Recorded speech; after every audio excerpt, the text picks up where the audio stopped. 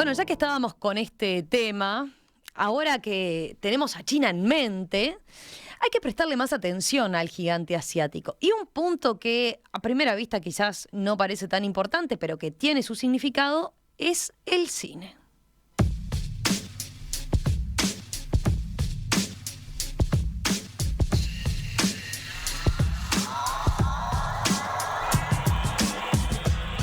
¿Qué características tiene el cine chino?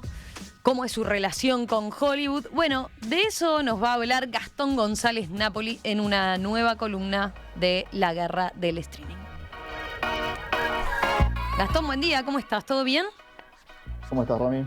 ¿Todo tranquilo? Bien, todo bien. Con frío, te admito. Bueno, Estoy de manga corta, pero con frío. contame una cosa. A ver, ya que estamos hablando tanto de China por estos días, vos aprovechabas para justamente meternos en el cine chino y en el consumo de cine que hacen los chinos, ¿no? El mercado chino es hoy, claro, el más importante del mundo para el cine internacional, ¿verdad? Sí, en 2020 creo que fue esto, y me dudo un poco ahí con el tema de la pandemia, cómo fue, pero es el año que se marca como el año en el que pasó a ser el mercado más importante del mundo en audiovisual, en cine. Superó a América del Norte, que era el más importante hasta ese momento. O sea, Hollywood, que es la industria del cine, ¿no? Produce películas, primero y principal, para su mercado y después para el internacional. Pero primero y principal para ellos mismos, que son los que más, cuando se mira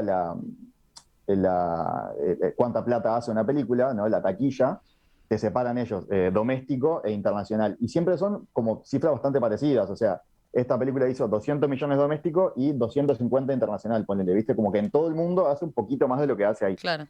Pero eso muchas veces se hace antes del estreno en China, que es un poco después en general, y que termina siendo el que capaz que les trae más plata de todos. Ajá. Por lo menos estamos hablando de las películas grandes, ¿no? No estamos hablando en el drama chiquito que gana el Oscar. Estamos hablando de las películas de superhéroes, las películas de Star Wars, las películas grandes, películas de acción, James Bond, ¿no? Ese tipo de películas estamos hablando. Lo que ellos llamarían los blockbusters o los rompetaquillas, en una traducción ahí un poco burda al español. Por compararlo, podemos compararlo con otro país gigante como India, ¿no? Que tiene una población comparable, que en teoría dentro de no mucho tiempo va a ser el país más poblado del mundo. ¿Por qué no es India un país tan importante en esto? Y porque India tiene una industria propia de cine histórica, ¿no? Ujú. Que se conoce habitualmente como Bollywood, pero yo hace muy poco descubrí que nosotros le decimos Bollywood a todo y que en realidad no tienen una industria sola, sino que tienen varias. Entonces, por ejemplo, ahora en Netflix ha sido un hit en el mundo una película india que se llama RRR, de la cual hablamos ahí en un envío para los socios 3.0. Esa película, yo decía, bueno, es de Bollywood, y sin embargo descubrí que no, es de lo que se llama Tollywood, que es de otra parte de India, y sin embargo es una película carísima, de 80 millones de dólares creo que es, y no es de lo que uno consideraba que era lo principal. O sea, ahí ves que India tiene una industria hiper desarrollada, y por eso como que están bastante autoabastecidos, digamos, ¿no? O sea, consumirán, les llegarán películas de estas que mencionamos, Claro. pero las más importantes para ellos son las propias. Y en En cambio, China, ¿por qué el no cine. pasa esto? Mm. Bueno, no pasa porque ellos tenían, como en todo el mundo se fue desarrollando a lo largo del siglo XX, una industria del cine incipiente. Vino la Revolución Cultural de Mao en los años 60 y lo cortó de raíz. Y desde entonces, aunque a partir de los años 70, ¿no? Con la lenta apertura de China, reapareció una industria cinematográfica, era una cosa estatal, de películas propagandísticas, entonces no era una cosa muy importante, además de que China era un país tremendamente pobre, ¿no? Entonces, a la vez que se da el boom económico y los chinos salen de la pobreza, empiezan a mirar más cine, y ahí hay un quiebre a partir de los años 90, Ujú. cuando las primeras películas de Hollywood entran al mercado chino. La primera es El Fugitivo, aquella con Harrison Ford, en el 94, si mal no recuerdo, es la primera película que entra a China. No hace mucha plata, en China era como una cosa marginal, pero poco a poco empezó eso a crecer. Titanic fue la primera que hizo como una cifra bastante importante. El quiebre es en 2009-2010 con Avatar, que sigue siendo hoy en día la película más taquillera del mundo, de la historia, 2000 y pico de millones de dólares. Avatar hace 200 millones en China. Ujú. Con lo cual dicen, bueno, acá hay algo, ¿no? Porque de repente, me acuerdo, originalmente Titanic había hecho 1.000 millones. Entonces, cuando Avatar cruza los 1.000 millones, fue como cuando superó a Titanic fue como un mojón, ¿no? Y si hizo 1.000 millones, Capaz que tuvo que es, ver lo de que el hecho de que Avatar se filmó en parte en China, ¿no? Y probablemente, pero pensemos que Avatar, no sé si vos la viste o si te acordás, pero era una película que sucedía en otro mundo. Ujú. Entonces, como que no tenía tanto eso. Es probable que eso haya generado interés, no lo dudo, pero no era una película que sucediera en China. ¿Qué Claro. empezó a pasar desde entonces? Empezamos a ver películas que pasan en China. Empezamos a ver cada vez más de estas películas que te digo, Una Misión Imposible, por ejemplo. Hay unas escenas de Misión Imposible 3 que Tom Cruise está en Shanghái, por ejemplo. Ese tipo de cosas se empezaron a ver cada vez más. Sí, yo te digo, Empezaron no, a no aparecer. vi Avatar, pero estuve en el lugar donde, en aquel viaje que hice a China, estuve en Yangtze, que es el lugar donde se filmó, recuerdo, y claro, son unas montañas espectaculares, entonces es una Claro. locación divina, muy, muy significativa de la película, tengo entendido, ¿no? Muy, muy relevante en la película, y claro, y para los chinos se ha vuelto como el lugar donde se filmó Avatar, claramente, ¿no? Sí, sí, sí, me imagino. Es como para Nueva Zelanda, El Señor de los Anillos. Son como países Claro. que se asocian a determinadas películas. Eh, ¿Qué pasó también? A la vez que China apareció como un actor importante en estos años, 2009-2010, también se terminó de desmoronar la industria que se había generado con el DVD, que ahora medio que se sustituyó con el streaming, ¿no? Pero hubo unos años donde los estudios perdieron un ingreso que era importante, que era el del DVD, y, o sea, el DVD, el VHS, ¿no? O sea, lo que uno miraba en Sí. su casa, eso sufrió mucho por la piratería, se desmoronó ese mercado, perdieron un ingreso, cuando apareció China lo vieron como un salvavidas, ¿no? Entonces, ¿qué pasó? No solo esto que les digo de empezamos a ver escenas de películas en China, sino como que se empezó cada vez más a diseñar las películas grandes, estamos hablando, ¿no? Con cabeza de esto tiene que estrenarse en China. Entonces hay que generar algo para que sea interesante para el mercado chino. Porque también aparecen productores chinos poniendo plata, ¿no? Pero fundamentalmente es para atraer a las películas. De repente vemos algún personaje chino, algún actor chino, así como en Uruguay muchas veces hay actores españoles Hmm. sin mucha explicación, y es porque, bueno, es una coproducción con España. Bueno, empiezan a aparecer cosas similares con China. Y algunas bastante graciosas, por ejemplo, esto que estoy hablando, estos últimos puntos me estoy basando, aclaro, en un libro que se publicó hace poquitas semanas, un libro estadounidense de un periodista del Wall Street Journal que se llama Eric Schwartzel, y su libro, el título me gustó mucho, es Alfombra Roja, ahí jugando con el color favorito del gobierno chino. Dice Hollywood, China y la batalla por la supremacía cultural. Así se llama este libro, Alfombra Roja. Y acá menciona un caso que yo, por supuesto, no había notado, primero porque si no me equivoco, no vi la película, pero son esas cosas que si no estás atento se te pueden pasar de largo. En Transformers 4, que se llama La Era de la Extinción, hay una escena en la que un personaje está en Texas y va a sacar plata a un cajero, y cuando te muestran el cajero es de un banco chino que por supuesto no tiene sede en Texas. Era una publicidad paga, lo que capaz que llamaríamos un PNT. Ujú. Empiezan a aparecer esas cosas, ¿no? Como que Un hoy, PNT, publicidad no tradicional. Vamos a ahí aclarar por las está. dudas. La jerga. Lo que en inglés, a esto puntualmente en inglés se le llama product placement. Es cuando aparece un producto en una película y vos ves un actor, ves a, yo qué sé, John Travolta que está tomando una cerveza determinada, y esa cerveza puso plata para estar ahí, ¿verdad? Entonces, cuando lo hace Coca-Cola, es normal, pero que lo haga un banco chino en este lugar tan específico, Claro. eso te hace saltar, te llama la atención, ¿verdad? Porque en Entonces Texas ahí te das claramente no cuenta, está esa sucursal del Banco Chino. claro, O el exacto. Banco Chino no tiene presencia, digamos. Por supuesto, es como que lo viéramos en una película de acá, Claro. ¿no? Entonces, ahí voy con eso. Lo Bien. que aparece pues es el tema de la censura, que no hemos hablado todavía, ¿no? Sí. China tiene un ministerio de propaganda que, claro, presta atención a estas cosas que estás señalando, ¿no? Y presta atención a todo este tipo de consumos que pueden Sí. llegar de otros países, ¿no? Primero, China tiene un límite de películas extranjeras que se pueden estrenar por año, Ajá. que durante el gobierno de Obama, aparentemente negociado por Joe Biden cuando era vicepresidente en una visita, amplió la cuota, creo que son 30 y algo de películas que pueden entrar por año de afuera. Eh, para que tu película se estrene, se la mandás antes al Ministerio de Propaganda, la analiza y después te dice, entra como viene, entra, pero te pido que cortes esta y esta escena, o no entra. O peor, no entra y además tampoco entran todas tus otras películas. Que eso es algo que a los estudios los asustó, y ahora podemos mencionar algunos ejemplos. Hay cosas bastante obvias que no se pueden tocar, que son Taiwán, el Tíbet, el Dalai Lama, ¿no? Las movilizaciones en Hong Kong por la democracia, esas cosas están fuera de la mesa. Ahora, están fuera de la mesa hoy en día, que sabemos. ¿Qué pasó? En los años 90 se estrenaron dos películas medio que en poco tiempo de diferencia, que eran Kundun, una película de Martin Scorsese, y 7 años en el Tíbet, una en la que actúa Brad Pitt. Esas dos causaron bastantes problemas con el gobierno chino, que no solo las prohibió, sino que además, por ejemplo, una de estas dos, no recuerdo cuál de las dos, era del estudio Disney, y China le dijo a Disney, perfecto, no entra ninguna película más de Disney a nuestro país. Con lo cual, el presidente de Disney en ese momento, que era Michael Eisner, tuvo que ir en persona a Beijing a pedirle perdón al gobierno chino para que le permitieran el ingreso a las otras películas del estudio. Con lo cual, hoy en día ya, te imaginarás, el Dalai Lama no lo ponen ni en figuritas en la película de Hollywood. Está claro. Y pasó otro caso más reciente, que fue una película del 2012 que se llama Amanecer Rojo, Red Dawn. Es una remake, una versión nueva de una película de los años 80. En la original, los malos eran los rusos. En esta dijeron, bueno, los rusos ya no tiene tanto sentido. Esto en 2012, capaz que si lo hacen en 2022 sí, ¿no? Pero en 2012 no tenía tanto sentido. Y dijeron, bueno, ¿quién puede ser el enemigo? Perfecto, son los chinos. Le dieron la autorización, la filmaron la película con eso en mente. ¿Y qué dijeron? Bueno, esta no la estrenamos en China, con lo cual no pasa nada. Pero los chinos se enteraron igual. El gobierno chino se enteró igual de esta. Y al estudio, que era MGM, le dijo, así no. Y ellos se asustaron, porque es el mismo estudio que hace, por ejemplo, James Bond. O sea, Entonces ojo dijeron, que sí, le pusieron la amenaza de que no corre esta, que no nos interesa, pero ojo con las demás, con las que sigas haciendo. claro, Y ahí estaba, por ejemplo, alguna de James Bond que puede ser muy taquillera en China.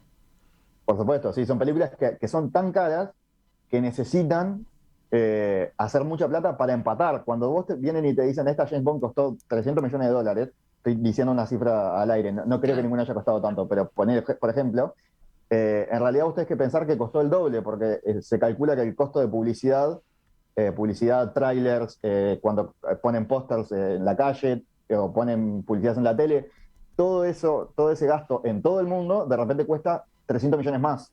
Con lo cual la película tiene que hacer 600 de arranque para empatar. Y para eso es importante el mercado chino. ¿Se entiende? Por eso estas películas tan costosas necesitan de eso.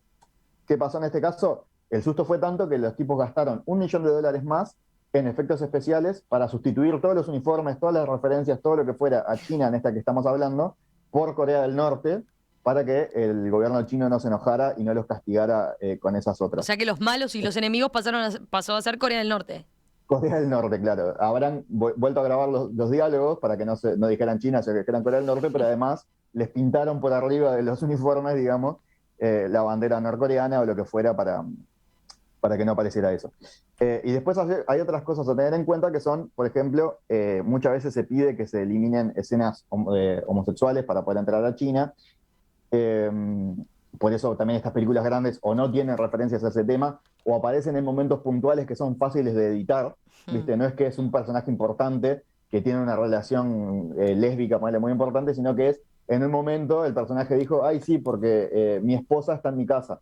Entonces, y eso lo pueden sacar sin que la película se vea golpeada. Claro. Y después hay otras situaciones más complejas que tienen que ver con, por ejemplo, una película en la cual jóvenes desafían a la autoridad y desafían a sus mayores, ¿no? Entonces eso puede ser interpretable como le están enseñando a la juventud a desafiar a la autoridad y nosotros no queremos eso. El libro que menciono toma un caso puntual donde sucedió esto, que parece que el estudio no entendía por qué le prohibían el ingreso a la película, que no mencionaba China por ningún lado, no tenía nada, y le dijeron, no, es una cuestión más filosófica. Entonces ese estudio se quedó sin poder estrenar esa película en China. Claro. O sea que, conclusión, teniendo en cuenta el rol que tiene y lo que necesitan del mercado chino hoy en día y teniendo en cuenta estos aspectos que comentás, estas restricciones que tienen para que pueda ser exitosa la película en China, digamos, las grandes películas de Hollywood se hacen con la audiencia china en mente completamente, ¿no? Y este libro va más allá, que fue quizás lo que me pareció más interesante. Hasta hoy hay una película del 2019 de Marvel, de superhéroes. Marvel es un estudio de superhéroes subsidiario de Disney, ¿no? La película estadounidense más taquillera que la única estadounidense que integra el top 10 de películas más taquilleras en China hoy es Avengers Endgame, esta que te digo de Marvel. Por lo tanto, para Disney es un mercado, quizás Disney es el estudio que tiene más en mente a China de todos los estudios, ¿no? Ujú. ¿Qué pasó? Otra saga muy importante para Disney es la saga de Star Wars, la Guerra de las Galaxias, ¿no? Que en los últimos, desde el 2015 para acá, sacaron cinco películas, y también una cantidad de series, pero las series van por otro carril, ¿no? Las películas son las que se estrenan en sala, las que hacen esta plata de las que estamos hablando. ¿Qué pasó? China, eh, cuando salieron las primeras películas de Star Wars, estaba cerrada a Occidente, con lo cual los chinos no las habían visto, o por lo menos no estaban tan familiarizados como estamos nosotros, que yo, sin haber visto, mira, acá, si me ves acá ahí de fondo, hay un muñequito de Star Wars que está ahí arriba, Sí.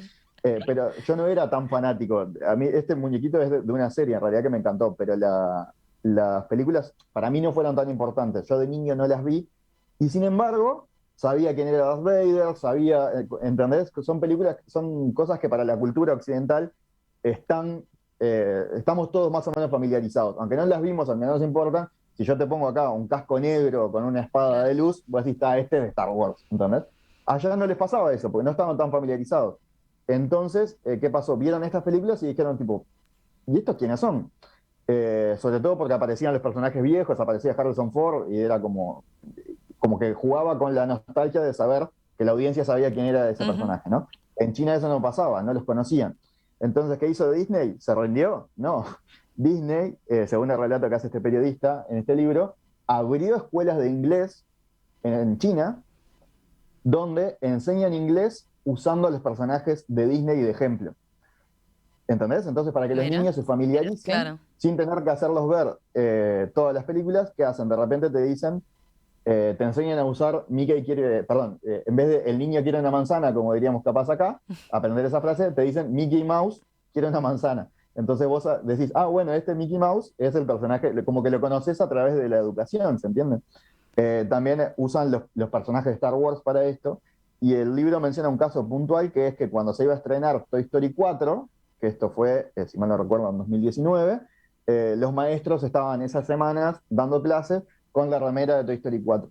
Entonces, como una fusión de la educación, de la batalla cultural, del Claro. intentar entrar a otro país, a la vez con el marketing. Es una cosa muy, muy extraña y muy, muy llamativa, la verdad. Sin embargo, a pesar de toda esta inversión, de toda esta cosa, de todo este diseñar el cine pensando en China, últimamente se les está empezando a complicar.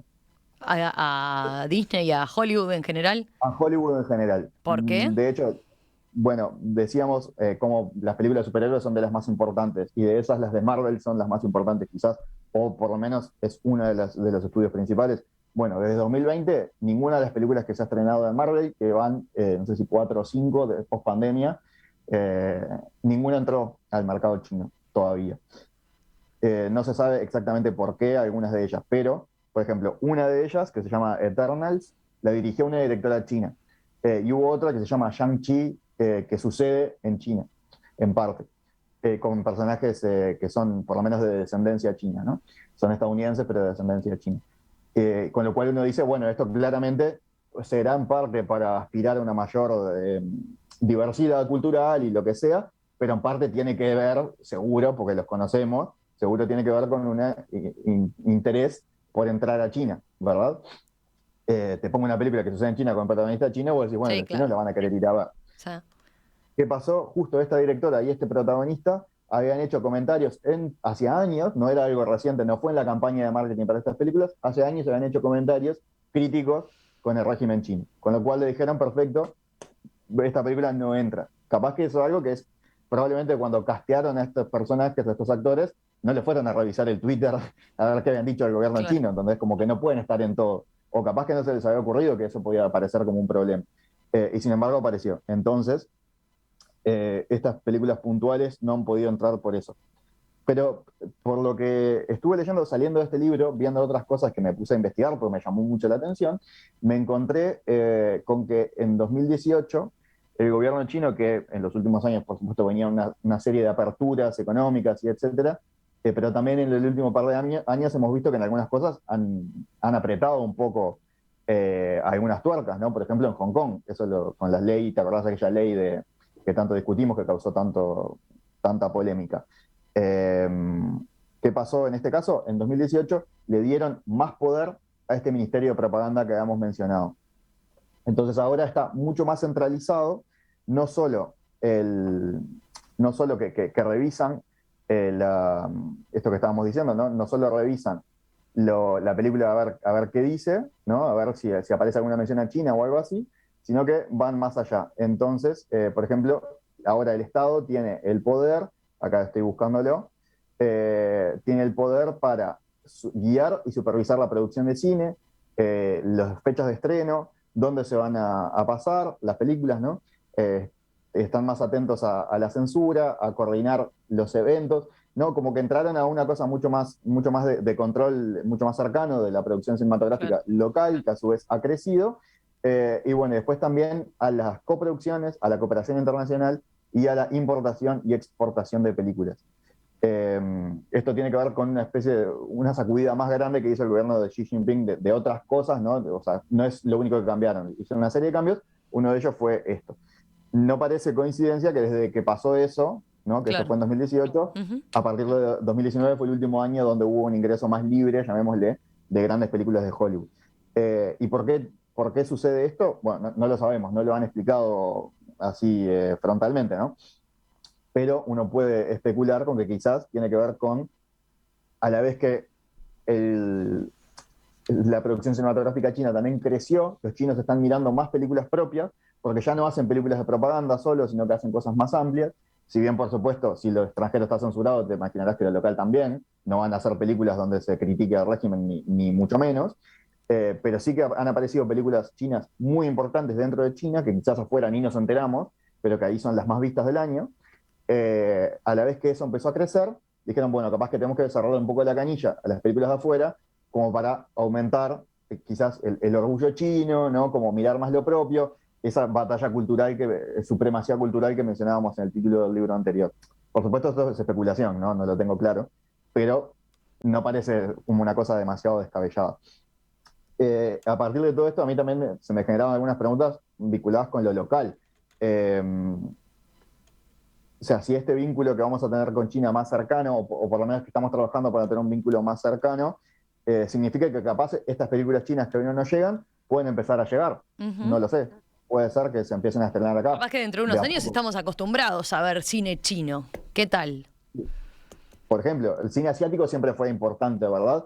Pero era otro cine japonés, el anime animado, el anime llega muchísimo, películas de Hong Kong, por supuesto, también, pero chinas, no había tantas, entonces tampoco llegaban, no era que llegaban a los festivales. Hoy en día capaz que algunas sí, pero no son taquilleras. Claro. ¿Podemos capaz empezar a ver eso?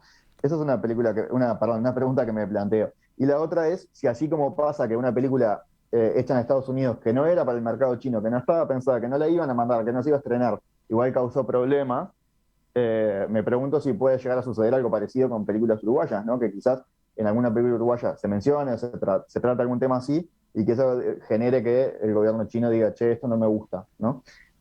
Probablemente no, porque somos un mercado muy pequeño, ¿no? Pero son preguntas que a uno le quedan. Porque sí, o una película uruguaya la rompe, entra efectivamente en el mercado chino y la rompe. También. Ahí...